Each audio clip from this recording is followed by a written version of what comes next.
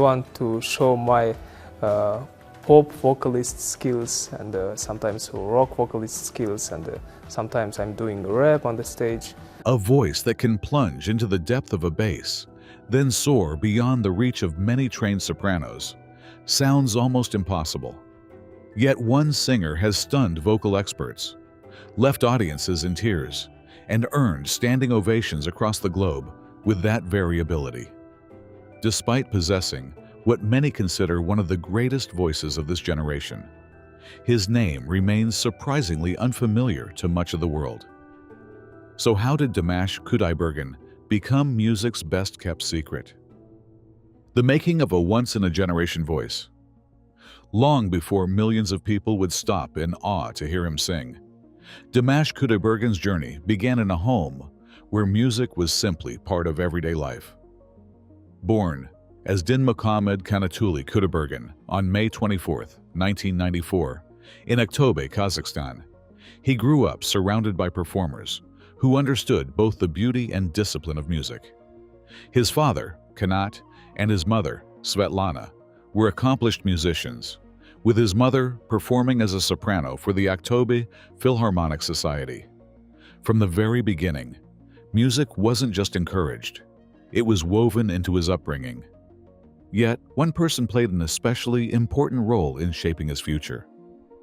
His grandmother, Miua, recognized his remarkable potential while he was still very young. Despite struggling with pain in her legs, she faithfully accompanied him to music lessons every single day. Long before audiences applauded him on the world's biggest stages, she believed his gift was worth every sacrifice. That early support quickly turned into remarkable progress. At just 5 years old, Dimash was already studying both violin and vocal performance while appearing on stage. While most children his age were only beginning to discover their hobbies, he was learning how to perform in front of live audiences and communicate emotion through music. As he grew older, he trained in classical bel canto, later studying jazz and contemporary pop at university. He then earned a master's degree in composition with a perfect academic record, and his outstanding achievements earned him a recommendation for a PhD program. His musical abilities extended far beyond singing alone. Dimash mastered multiple instruments, including the piano, violin, guitar, drums, xylophone, and the traditional Kazakh dombra. He also developed the ability to perform confidently in at least 8 languages, while moving effortlessly between opera, pop, rock, jazz, and traditional folk music. This wasn't someone experimenting with different styles. It was years of relentless training that allowed him to excel across them. By 2015, his reputation had already begun spreading beyond Kazakhstan. At the prestigious Slaviansky Bazaar International Festival in Belarus, Dimash captured the Grand Prix with a performance that stunned both audiences and judges. The chairman of the jury described him as possessing 3 voices in one, praising not only his extraordinary range, but also the precision and artistry with which he controlled every register. He finished the competition with an outstanding score of 175 out of 180, confirming that his talent was no longer just a local secret. But even that remarkable victory was only the beginning. Just 2 years later, one invitation from China would introduce his extraordinary voice to millions and change his life forever. The performance that left millions speechless. In 2017, Dimash received an opportunity that would test everything he had spent years preparing for. Chinese producer Hong Tao invited the young singer from Kazakhstan to compete on I Am a Singer, one of China's most respected music competitions. Unlike traditional talent shows, this stage was reserved for accomplished performers with established careers. At just 22 years old, Dimash entered as an unfamiliar international contestant, facing artists who had already spent years at the top of the industry. Even his own family hoped only that he would survive the early rounds. Then came the performance that changed everything. Standing before millions of viewers, Dimash chose the French song SOS D'une Terrienne en détresse, a demanding rock opera piece known for pushing even exceptional singers to their limits.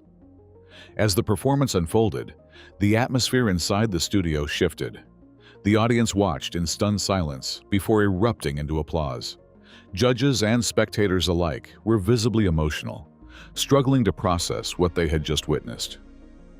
By the end of the night, Dimash had won the episode and instantly become the competition's biggest surprise.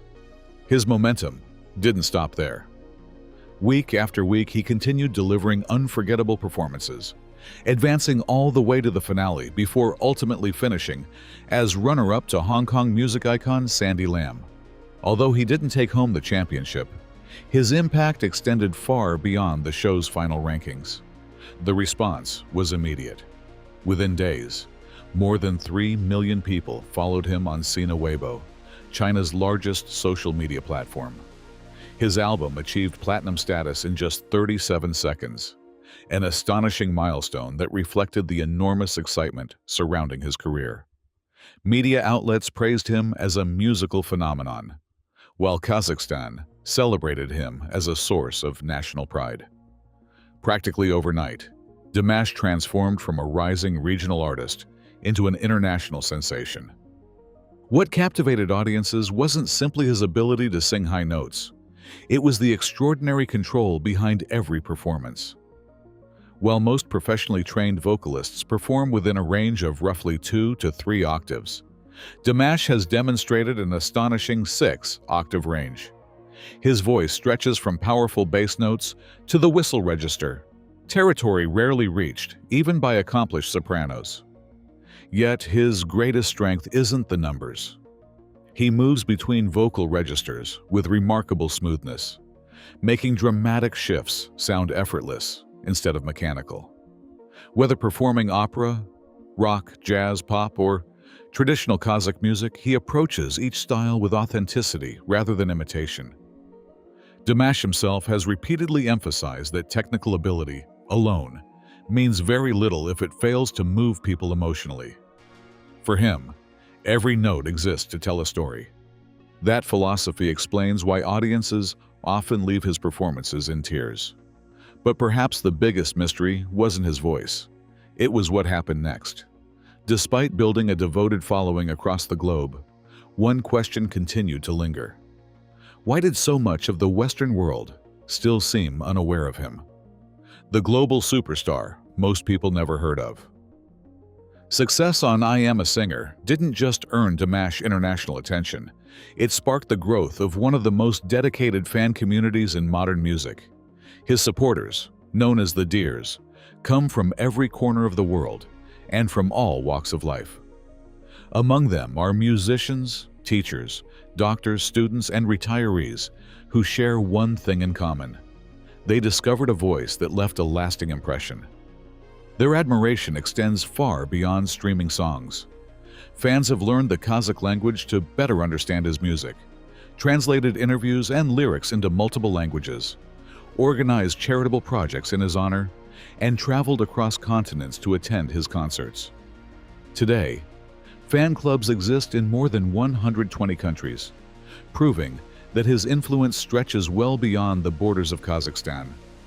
That global support has filled arenas across Asia, Eastern Europe, the Middle East, and Latin America.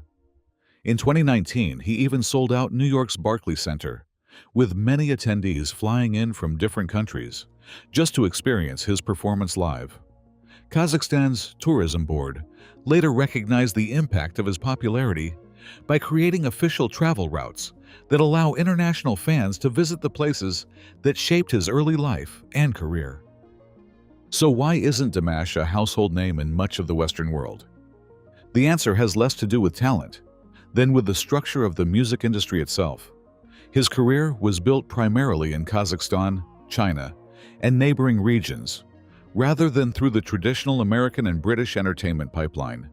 At the same time, his artistry refuses to fit neatly into a single category. He can perform opera, pop, rock, jazz, and traditional folk music with equal confidence, making him difficult for radio formats and streaming algorithms to classify. Just as importantly, Dimash has never appeared interested in reshaping himself simply to become more commercially appealing. Throughout his career, he has consistently prioritized artistic integrity over mainstream visibility, even when opportunities to expand his Western profile presented themselves. Beyond music, he has also dedicated himself to humanitarian work as an international organization for migration goodwill ambassador, promoted Kazakh culture on global stages, performed at UNESCO events, and was personally received by Pope Francis in 2022, who presented him with a commemorative medal. Ironically, the internet may be accomplishing what the traditional music industry never did. Millions continue discovering Dimash through concert clips and reaction videos, with vocal coaches, musicians, and first-time listeners often sharing the same response: disbelief, followed by admiration. Perhaps that's the greatest irony of his story. Dimash Kudaibergen was never lacking the talent to become one of the world's most celebrated singers. Instead, his journey reveals that extraordinary ability alone doesn't always determine global recognition. Sometimes, the rarest voices aren't the loudest names, but once you hear them, they're almost impossible to forget.